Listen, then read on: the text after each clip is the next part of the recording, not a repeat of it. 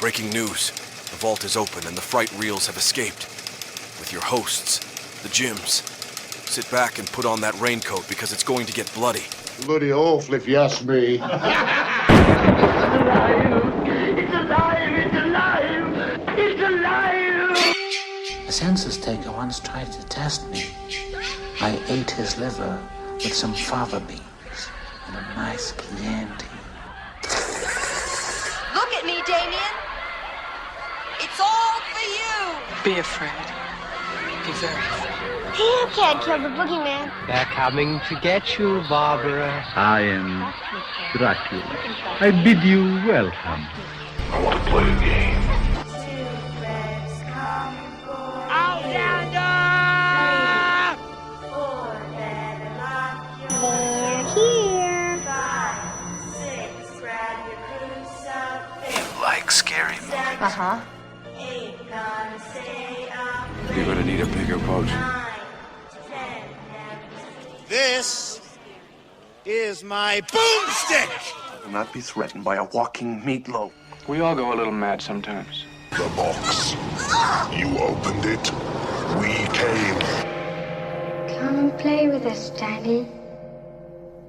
Forever.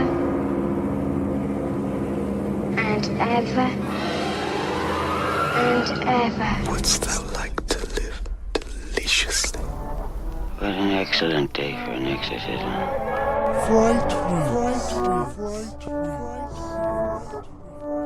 All right. Hey, everybody. Hey, everybody. We're going to talk about Exorcist. So this is our first podcast by request. Yeah, we had people wanting the Exorcist 3 and the 1. And 1, yeah. So we had more than one request for the same movies, or at least the same franchise. So that's the first one we're going to do. And we started just chit-chatting as we were setting it up. And I admonished us and said, no, Jim, we don't talk about this stuff. We don't exist off air. Everything must be recorded. I was scolded. Yeah, that's right. Yes, we were just talking. We were just chit-chatting about the fact that. So, all right, here, before I get into that, here's the plan. We were going to do Exorcist 3. And we figured, well, shit, we might as well do Exorcist, the original, as well, because it's iconic, right? Yeah. I mean, when we sat down with our list at the beginning, and we're just sort of spitballing movies. Oh, we have to do this, and we're going to have to do that. And we got, sooner or later, we got to do this. I mean, Exorcist is at the top of every fucking list. And people requested Exorcist 3, so that will be our double feature today. Right, Jimmy? That's right. Exorcist 3, I'm sorry, 1 was probably my second favorite movie. Yeah. Shining first. Me too. I'm exactly the second. same. Yeah. And they're the only two, well, not the only two, but they're primarily the two that still scare me. Like, I'm still fucked up when I watch either of those movies. Like, I can get myself scared. I don't really get scared anymore. Well, I can. That's what I'm saying. Creepy. I can get myself scared. I can put myself in my 10-year-old mind and be like, "Oh man, this is awesome." Right. Yeah, I mean, they were both. That's the other thing. They were both traumatizing, man. Both of those when you were a movies. kid. Yeah. And like I was telling you too, even more so for me than you, because I was raised Catholic and I believed for a while. Like, I was scared of the devil, man. And seeing The Exorcist, man, I was really afraid that he was going to get me. Pazuzu will get you. Well, I thought it was the devil. I didn't realize back then there was a specific demon. Everything was the devil. I told you when I was, for the listening audience, when I was like 7, I was hit by a car and broke my leg. And they took me to an ambulance. They put an air splint on. You know, everything hurt and it was traumatic and it was kind of weird. But the entire time from the ambulance ride into the hospital, I was in all this pain, and all I could picture was the devil's face. Like, I closed my eyes and would see the devil, because I was so programmed at the time to know that everything bad, and nothing had happened bad to me yet. I was 7. But the first time I had some traumatic pain, it had to be the devil. Satan ran you over. Then I realized he's just here to free me, Jim. Well, he's your friend. Hail Satan. Hail. Hail Satan. All right. Well, what should we, I guess we're starting with Exorcist, right? The first one, yes. Jesus Christ, man. What a fucking movie. Yeah. 74, is it? 73, 74, something like that? I don't have that on my list here. I Shouldn't don't you know. have this stuff? I didn't write that down. No. Do you even have your phone? No. I have it on me. You got your phone? Yeah. So there were They said it's a cursed movie. I've got a list of things that it's cursed. That's fun. Let's start with that. Go ahead, hit me. So there's a fire on the set. They had to rebuild the whole set. 1973. All right. And then did anybody get injured in the fire? No. Okay. I guess it was after everybody was gone or something. They had to rebuild the whole set. That delayed it. Then Father Marion, his brother in real life, his brother died, and then he became very sick during the filming. That's the older priest. Yes. What's funny is he's not actually very old. That's makeup. Right. You could tell. Yeah, the makeup wasn't very good with him. Yeah. That was fuck's that guy's name? Swedish dude. I don't have his name. Max von Sydow. Okay. It's Ming. Yeah. Oh yeah. Ming from. Okay, I'm sorry. Yeah. Go on. No. Trauma or haunted or some shit. Curse. Trauma. Got hit by a car. What? Yes. Jason Miller, Father Karras, his son almost died. He was on an empty beach and a motorcycle ran him over. It came out of nowhere, ran him over. He almost died. Don't you feel like people are connecting dots on this kind of stuff? Well, probably. It's probably all. The poltergeist is worse for me. People actually died. Well, there's a lot of deaths in this one too. Oh, keep going. Ellen Burstyn, Reagan's mom, she hurt her back after she got slapped by the girl that played Reagan. Okay, well, but it was a stunt double.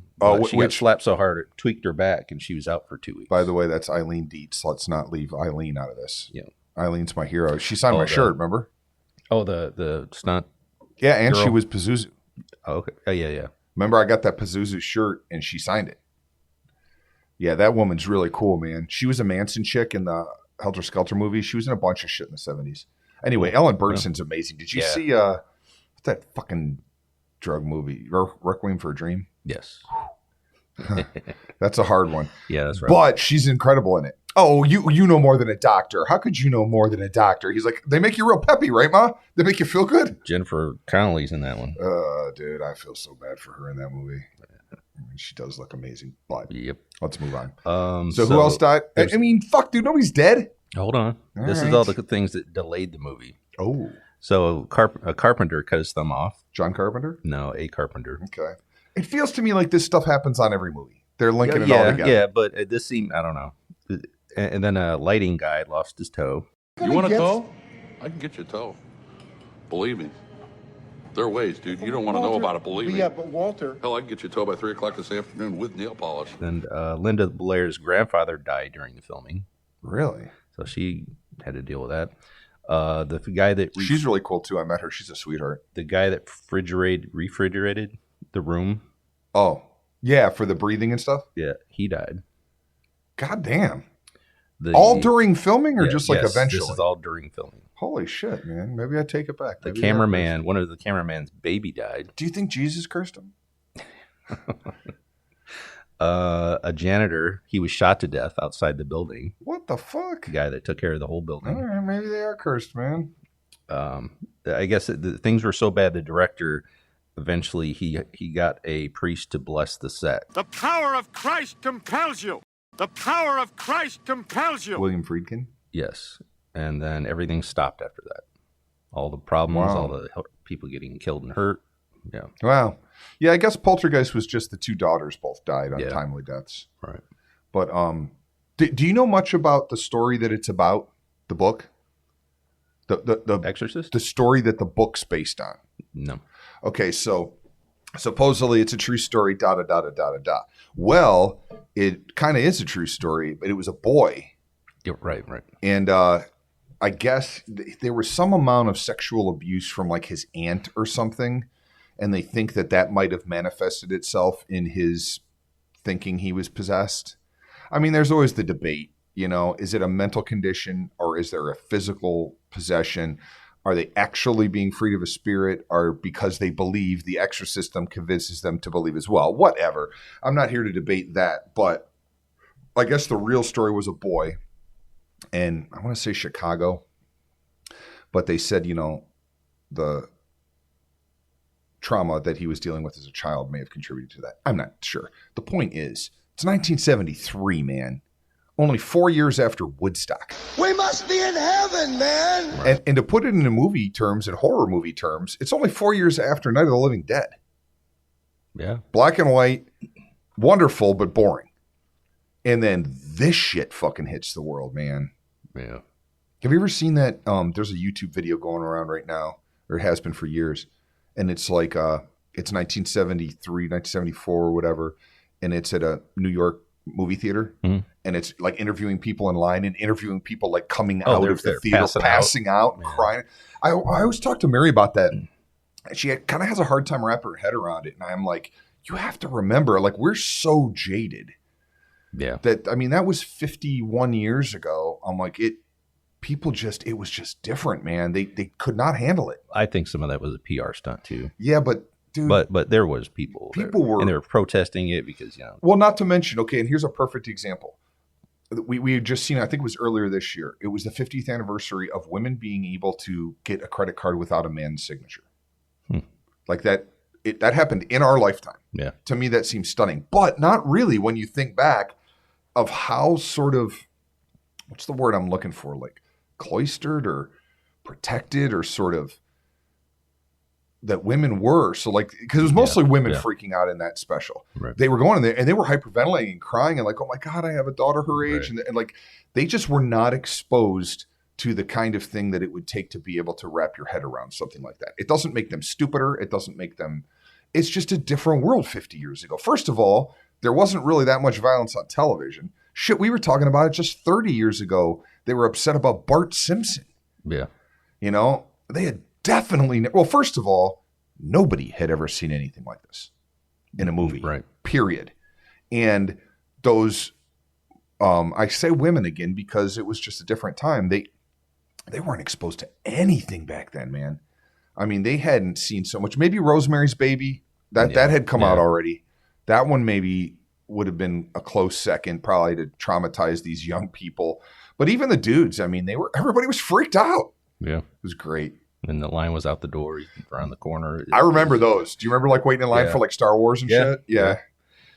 I mean, there's so many documentaries on this movie that, you know. It's just wild to think of how far and drastically things changed. But like I said, you know, we've never lived in a non-Exorcist world. We've only lived in a world where it existed. So we're so jaded, man. What's so funny is Chainsaw was the next year. And that fucked everybody up too. Yeah, this year's the 50th anniversary. Yeah. Which we should do. It's like in a couple of months. It's like in October, I think, is the 50th. Okay. I have a funny Exorcist story. My parents, so I used to sleepwalk when I was a kid. Did you sleepwalk? No. I talked in my sleep too. Like I would have full-on conversations when I sleepwalked. I had a really weird thing. I used to kick holes in my wall too when I was sleeping. I would just levitate over the bed. Oh, that's different. Yeah, that's normal. So my parents went to the drive-in with another couple who were crazy, man. They were fun. My parents and their friends were pretty fucking nutty in our neighborhood when I was young. Anyway, they went to the drive-in to see The Exorcist. And I think they went in I'm pretty sure the story's right. I think they went in a VW Bug. Anyway, my dad and Dave, their neighbor, went to the concession stand and came back and shook the car with the women in it. And they freaked out and they screamed, blah, blah, blah. And they all had a great, fun, crazy time. Who knows what kind of weird 70s swinger shit was going on there. But they came home and I apparently was standing up in the corner of the room talking. Asleep and talking gibberish, just standing there. It's like a 3-year-old in the corner of the room, freaking out. They didn't know what to do. Either my mom or my dad kind of like ran, and the other one had to take care of me. Maybe you were possessed. I probably was, dude. I was definitely Catholic. They say that the majority of possessions come from Roman Catholics. That's why they say, well, is it because they believe? Why aren't the people, or like people with stigmata are always fiercely religious? Right. It's never a non-believer whose hands start bleeding, you know? So is that a mental thing, or is that's what I'm saying? I think it's all mental. Frankly, I don't care if it is or it isn't. Psychosomatic. I just like being entertained, and that movie was entertaining. However, you and I discussed this the other day. There's some long fucking lulls in that goddamn movie, dude. In part 3? Part 1. Like, there's an hour of her in the hospital. Oh, yeah. Getting EKGs and fucking CAT scans, and it's like, I mean, I get that. it. And it sort of shows sort of the trauma she was going through with that. And I get that too, because I was in the hospital a little bit as a kid. That shit's traumatizing. It's scary. But fuck, dude, it took forever, man. Yeah. But on the other side of the coin, I think maybe, now that we're talking about it, maybe it balanced some of the drasticness of the rest of the movie and gave those people who were freaking out a chance to catch their breath before she started masturbating with a fucking crucifix. Yeah. Let Jesus fuck you. Jeez. Jesus Christ, dude. Yeah, they interviewed her. She didn't know any of that. She had no idea what she was doing. No, that was all Eileen. Yeah. But yeah, and you know what's funny is I didn't know that part for a long time. I had only seen the edited version. TV version. I think so, yeah. It's interesting because my parents pretty much, like we've discussed, they took us to a lot of horror movies and they basically let us watch everything except that. Yeah. That one was off limits until I was maybe about 12 or 13. And kudos. I mean, there was a lot to deal with there. Then it's not bad enough she stabs her vagina with a crucifix. Like, Jesus, fuck you. Then she shoves her mom's face in it and is like, lick me. And her mom comes back all bloody. I mean, imagine the trauma if you were a mother, right? Seeing your daughter in that state, having her do that. And then no wonder the women that were watching it in 1973 eyes couldn't fucking handle that shit. Man. Yeah. Her face is all bloody. Yeah. That's where they got red wings from. I don't know. Maybe that's what it is, Jim. Way to go, dude. Yeah, hey. I have to quit, dude. I was going to heaven till this podcast. Yeah. Fucked it all up. And then did you go to the special one in the 90s? I saw it, though, with the spider walk. That was cool. The spider walk and the blood. So I took my nephew at the time, Michael. It's my ex-wife's nephew, and he's a really cool kid. And we went and he was, I don't know, like 14 or 15. And we went to a matinee. It was like noon. And we were the only two people in the theater. And it started and he was like, I got to go to the bathroom. Like he just wanted to get out of there because he was scared to get his feet. I'm like, dude, it's just as scary out there. And anyway, he was scared. That was great. But the spider walk was fun. The fact that they added more images of Pazuzu or Pazuzu. How do we pronounce it? Pazuzu. At first, I was kind of intrigued by that, and now I think I think they did it too much. Yeah. The fact that you only saw the Flash once or twice made it better. Now that he was appearing in cupboards and appearing everywhere else, was too much. It was a little bit not as good, I don't think. And there was something about that, too, that the Pazuzu was just the omen for the priest in Iraq. Yeah. But she was more possessed by Satan and the Legion. Oh, yeah. Captain Howdy? Yeah, Captain Howdy with the Ouija board. Mm-hmm. I still have mine. Oh, Captain Howdy, that's not very nice. We used to, when we were just young and crazy and doing drugs and fucking with each other, we used to call each other Captain Happy. And the reason was because I mispronounced that. I was trying to call people Captain Howdy, but I thought it was Captain Happy. And I started calling my friends that, and it caught on. They used to call each other Captain Happy all the fucking time. And it was basically like a Baba Booey, like a mispronunciation of the true thing. Who cares, dude? What the fuck do people care about my stupid... Let's talk about The Exorcist. I mean, Ouija board, I don't know. I had one. It's made by Parker Brothers. It's fucking Parker Brothers. So they invented it. Right. But no, that's been around. There's divination tools and there's different things. Yeah, I know, dude. I know you buy into that shit. It's not a buy into it. It's just... I mean, it's your thing, dude. You open yourself up to certain energies and things like that. You're going to have some problems. Are you going to go protest in Pennsylvania? No, they banned fortune telling in Pennsylvania. That is horseshit, dude. Whether I believe or not, horseshit. I think that's horseshit. Yeah. Any kind. No tarot cards, no. Basically, they said, I read that after you mentioned it to me. I looked it up. It's if you profit on it. Yeah, so, you're not allowed to charge. You can do it for free. It's all the money. They don't get the tax money. They don't get tax. It's the same reason prostitution's illegal. Right. But yeah, they said they don't want you, doing any kind of prognosticating, predicting the future, giving any kind of... I'm like, well, what about fucking therapists and shit? Don't they do that to some extent? Hypnosis, right. Which is... I don't know. It's just a bunch of... It's control and money, like it's always been. All right, fuck all that. Let's get back to The Exorcist. Yeah, it does sound kind of like church.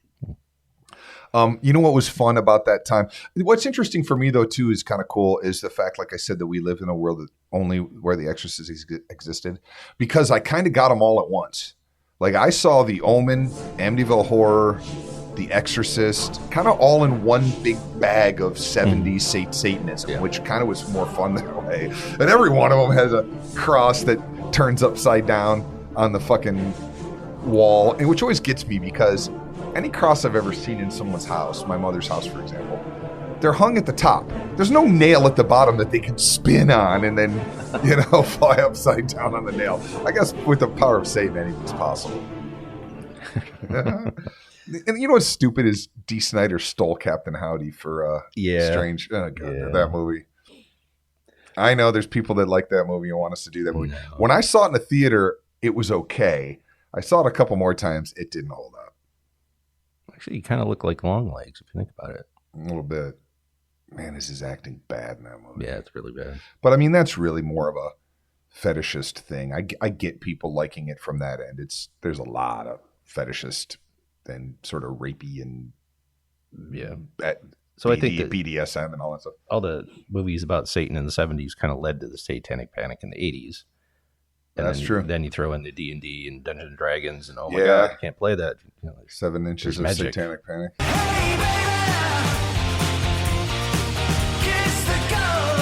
What was I was just reading that somebody had an opportunity to play Reagan, and she didn't get the role because they thought she was maybe too well known. So it was another 70s actor. I can't remember who it was. Familiar. Not the chick from Little House on the Prairie, but somebody like that. Doesn't matter. The role went to Linda, and it was a role of a lifetime. Of course, it kind of screwed up her career for a little bit. She was typecast for a while. Yeah.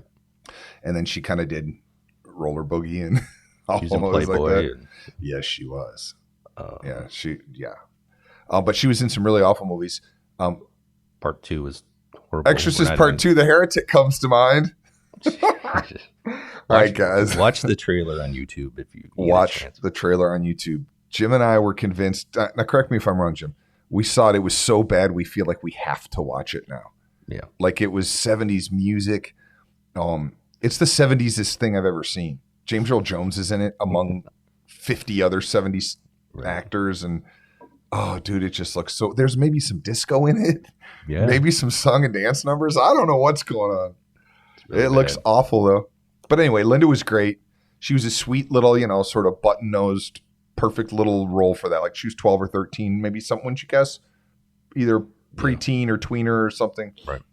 Just a sweet little innocent kid. I really find it touching at the end, too, when she, hugged the priest. Yeah. Like she was back to sort of being an innocent kid. And whether she remembered what happened or not, somewhere in her psyche, the priest she identified with helping her. Yeah.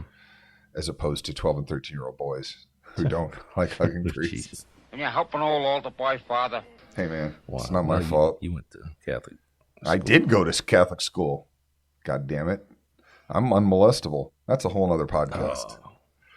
All right. So in post-film, they found all kinds of double exposures of Reagan's face and things in the film. Yeah, things on the film that were on the set or weren't in the movie or anything like that. They were seeing all these double exposures. And the director, he did have recordings of the real possessions.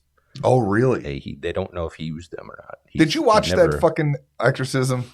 Which one? In 1991 or 92. Yeah, did you watch it? Yeah. I watched it in those apartments you used to live in.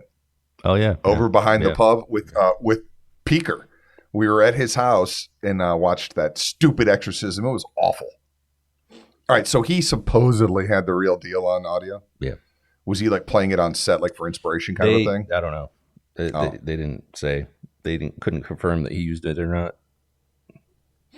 They did a good job with the audio that they did do. Mm-hmm. And I don't know if they won a Academy Award for audio. I feel like they won for makeup. Well, no, I don't think so because I don't think makeup was a category yet. I think they invented the category of makeup for American Werewolf in London.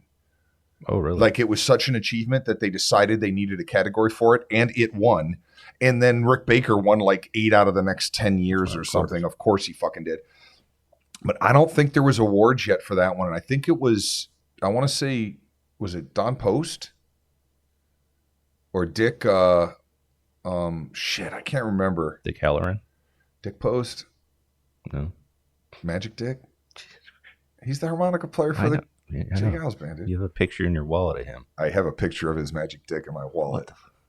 So anyway, the makeup was unbelievable on her, obviously. But it only goes so far, man. The performance means a lot. And she did a really good job. Of course, so did the priests. Your mother sucks cocks in hell, Karis. What was it? That spoof movie that came out? Repossessed? Yeah. No. It was another one. Oh, not the one with her and Leslie Nielsen? No. It was another one. It was The three brothers that were in that movie with Tony Danza with the monkeys. Yeah, those guys. Yeah, I don't remember that name either. Yeah, going bananas or whatever. Yeah, those guys were in another movie. Yeah, I know what it was. Meshed a bunch of horror movies together badly. Yeah, Your Mother Sorts Socks in Hell, I think. Yeah, they did that one. They did that in Saturday Night Live too. She said the same thing. Yeah. Oh, Dimmy, why you do this to me, Dimmy? That was fucked up because all of a sudden he turned around and his mom was sitting there all glowing white. Dimmy, why you do this to me? Please, Dimmy, I'm afraid. You're not my mother. Dimmy, please. It's a good movie, man. And it's stuck forever. The power of Christ compels you is still a thing. The power of Christ compels you. The power of Christ compels you. The power of Christ compels you. Oh, yeah. It's funny, man. Aside from that stupid movie where they tried to spoof it, like, there's always a Jason mask or a Freddy Krueger joke, or they don't really joke about The Exorcist. It's just not that. Once in a while with like split pea soup. Yeah, maybe the soup. Yeah, I guess you're right. Yeah, they'll talk about the soup, but other than that, man, it wasn't to be fucked with, man. Right. It was just heavy duty, and that was a big deal too. The green, puking on the priest. That was a lot. And then she was just laying there, and it was like pouring out of the side of her mouth, and he was using his vestments to clean her up, and it was. And then he was like, he tried, and then he tricked her because he used just plain tap water instead of holy water, right. And her skin, and then like the stomach said, "Help me," and God the scars. Damn, dude. There's a lot of good stuff there. And her head spinning around. I remember one lady in that video of the people that were traumatized at the grand opening. Her head spinning around was it for that lady, and I'm sure that was it for a lot of people. But that notwithstanding, it would have killed the host. Oh, sure. The demon can do all they want, but you can't kill the host, right? And that would have killed her. I mean, she could have survived all the other injuries, but that was ridiculous. But it looked really cool. Maybe it's just magic trickery. Did I ever show you my poster I have that Linda Blair signed? Yes. Yeah, she was freaked out by that poster. Like, she was like, "You guys with these," but she wrote "Sweet Dreams," Jimbo, and signed it. She was really sweet. She's all into veganism and, she's kind of an activist. Yeah. She's still really dishy and really small. Short. Dude, I'd be surprised if she was 5 foot tall and 85 pounds. She wasn't small. She's short. Tiny. Well, her boobs weren't small. But she's like little. Like, she looks like a little person. I mean, I don't know. I'm kind of giant, though. What was that show that she hosted? Some horror. Yeah, I never really watched that. Yeah, I didn't watch that. We were talking about the other day how bad that Friday the 13th series was. That was bad. In the 80s. Freddy Krueger one, too. That wasn't very good. Yeah, Freddy's Nightmares. Tales from the Crypt was cool. Yeah. And me and Frankie were talking about Amazing Stories the other day. Not that was scary, but that was a cool show. Yeah, that was decent. All right, back to The Exorcist. Of course, her mother did a fantastic job. And so, but no, what I was getting to is it won some Academy Awards. Did it? Yeah, and so because sort of the thing is they say the only two horror movies, the Academy always snubs horror and comedy, and they were saying that essentially the only two horror movies that got any significant recognition from the Academy is The Exorcist and Silence of the Lambs. Right. Whereas Silence of the Lambs, it's a fine distinction, but I consider that more a psychological thriller. I wouldn't call that a straight horror movie. I don't think it's horror. I mean, that's a fine distinction. I guess if you're just doing like 5 basic categories like drama, comedy, horror, then it's horror. But I mean, come on. Yeah. Come on, a snood. I mean, come on.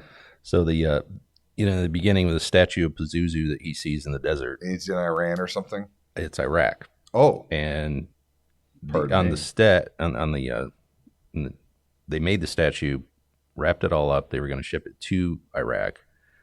It ended up being lost, and it ended up in Hong Kong, and that delayed it for another 2 weeks. Really? This movie just kept getting delayed and delayed. So I have it here.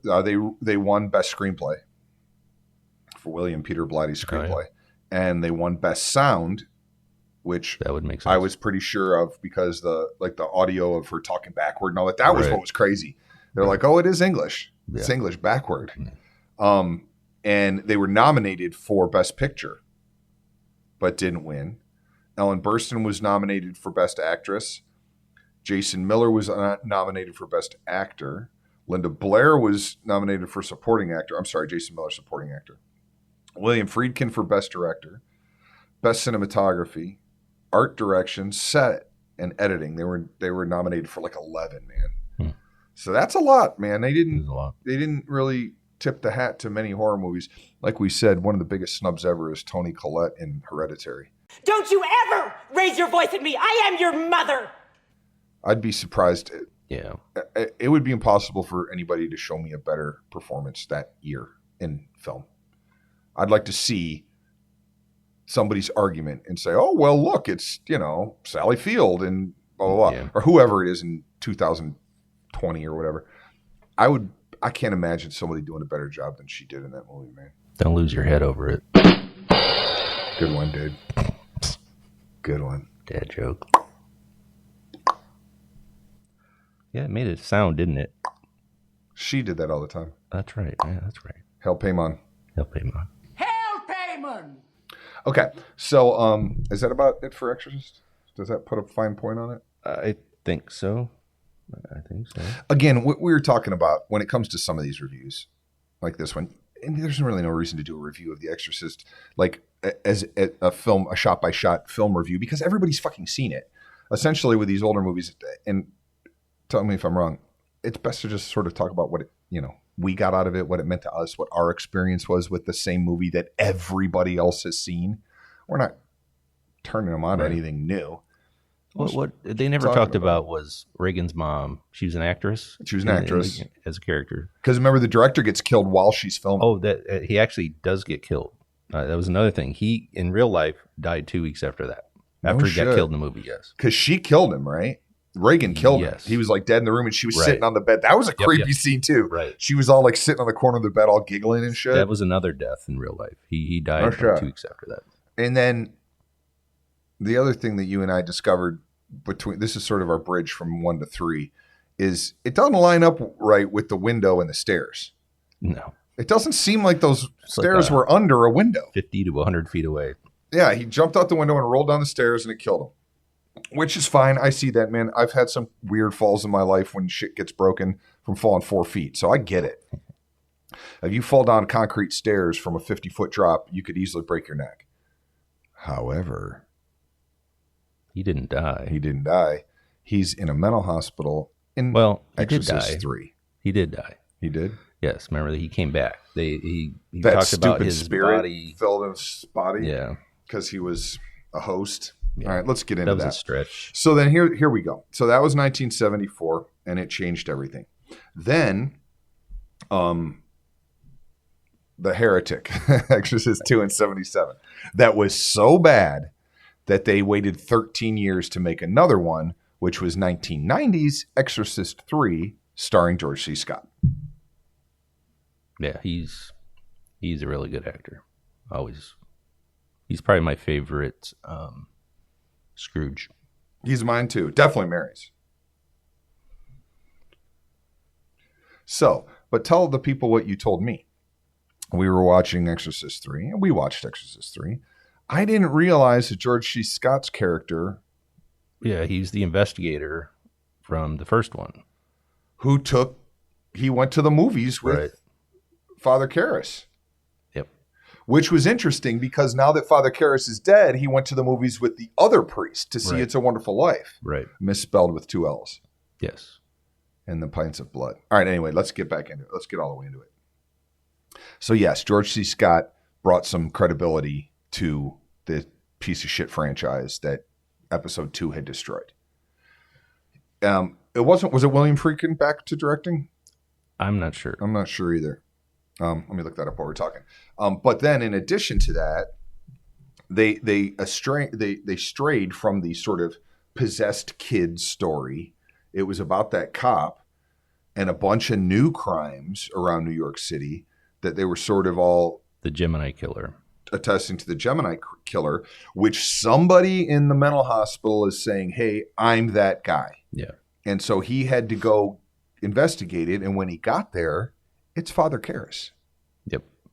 Oh, Dimmy. Oh, Demi. Why you do this to me, Dimmy?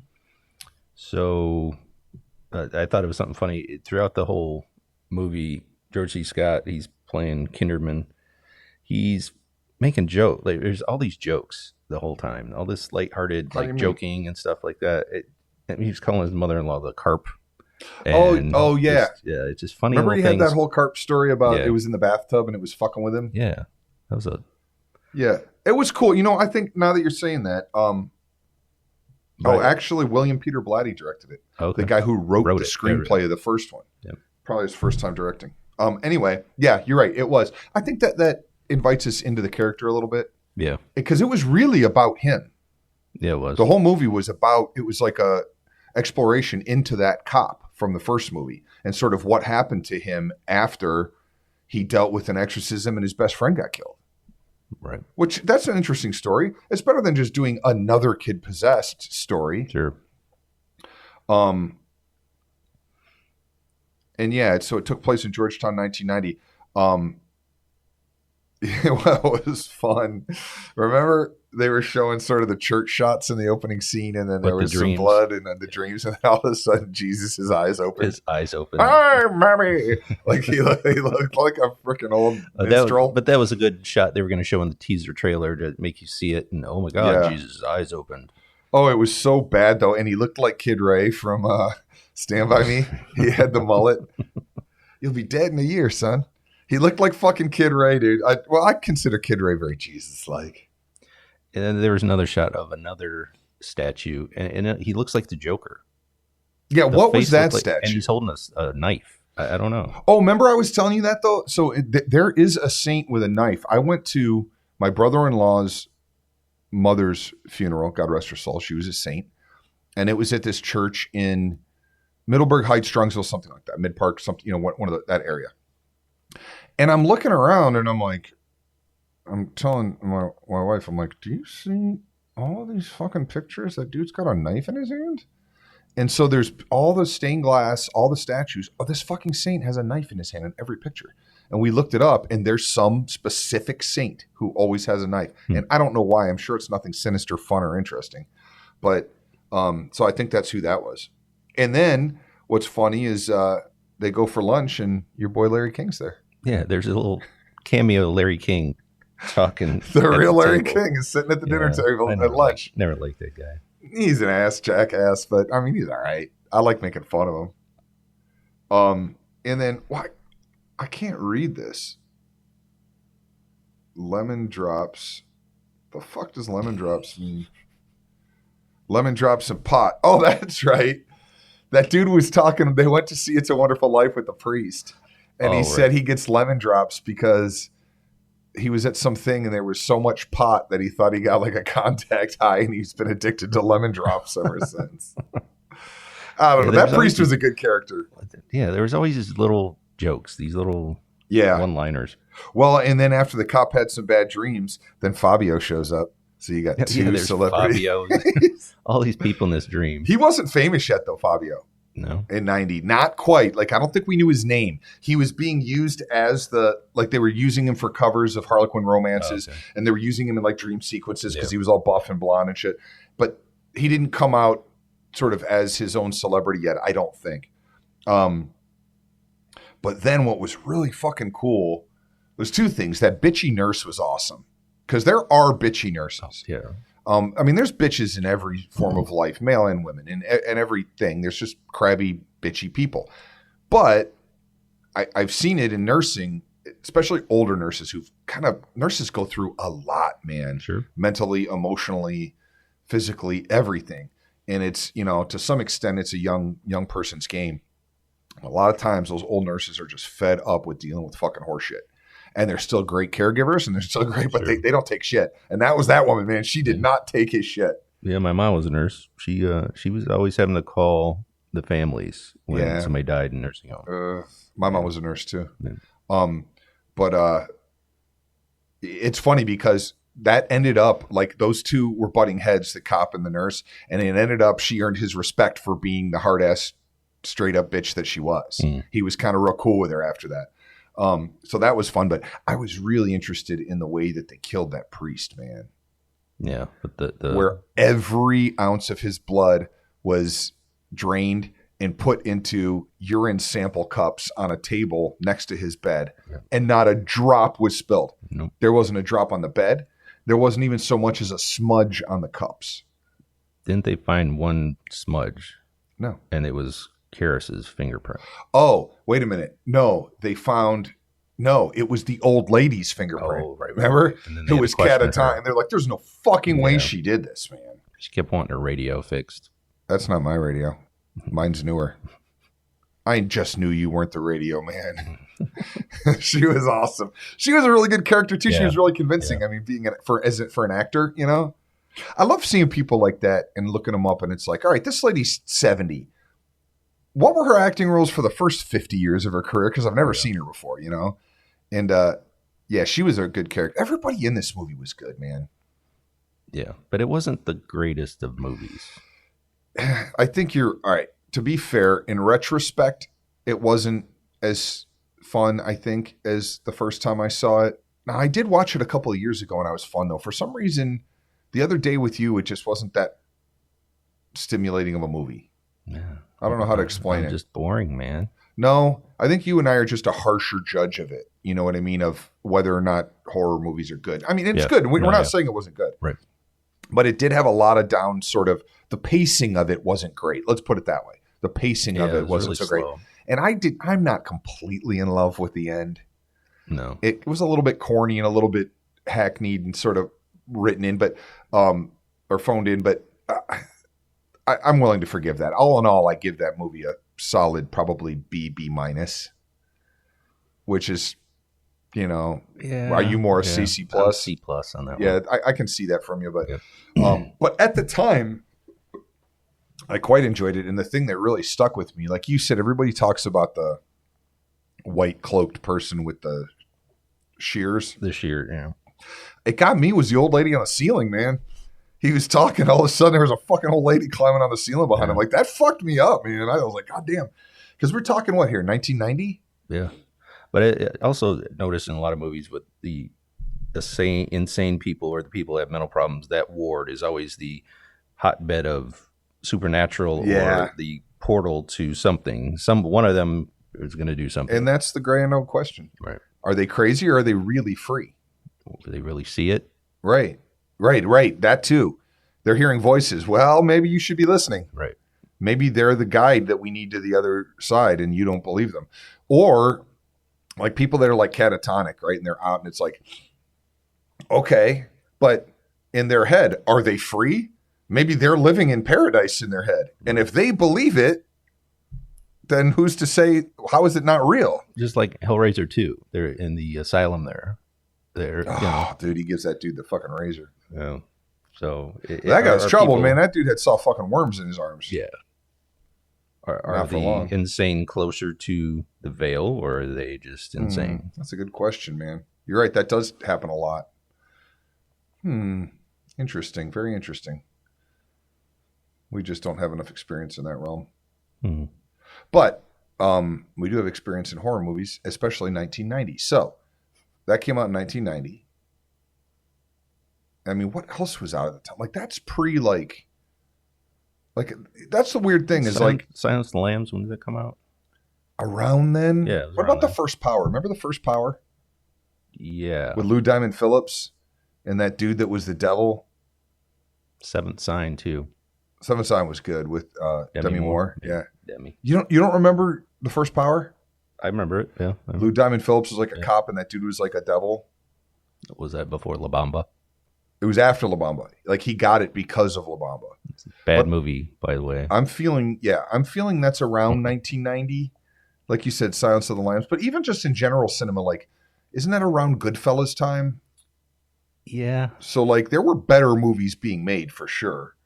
It wasn't like the average movie was slow and dull. Yeah, Goodfellas is 1990. Jacob's Ladder. Oh, that was a good movie. Misery. Man.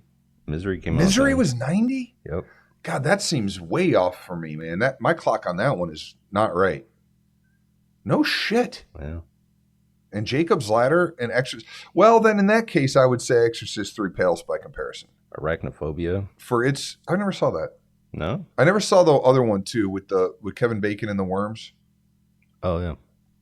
The TV movie It came out in 1990. I like that one. What was that stupid thing with the worms and Kevin Bacon?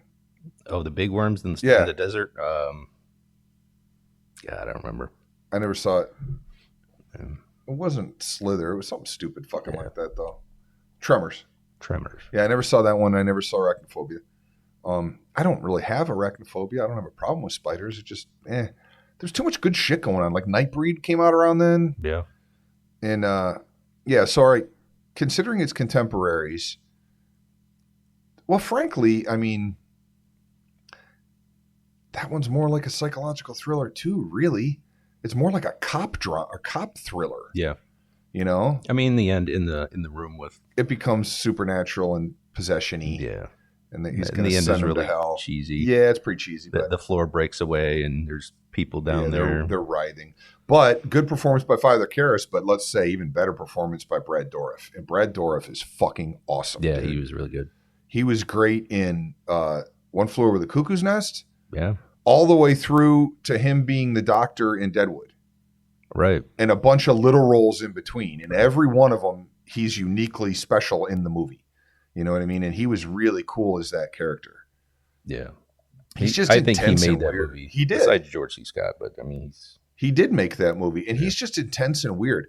Because basically, Father Karras wasn't in too many other movies, that actor. I mean, a few. I've seen him in one or two things in the 70s, but nothing memorable. But Brad pretty much was memorable in everything. And fucking Nurse Ratched, man. He was just a kid. She's fucking with him, man. Yeah. Have you seen the show on Netflix? No, I didn't see Ratched. Did you? Parts of it. I haven't seen the whole series. Is it woke? He gets there. I think maybe. I don't remember now. It's been a while. And she's a pretty woke actor as well. I mean, well, hey, yeah. It is what it is. Yeah. But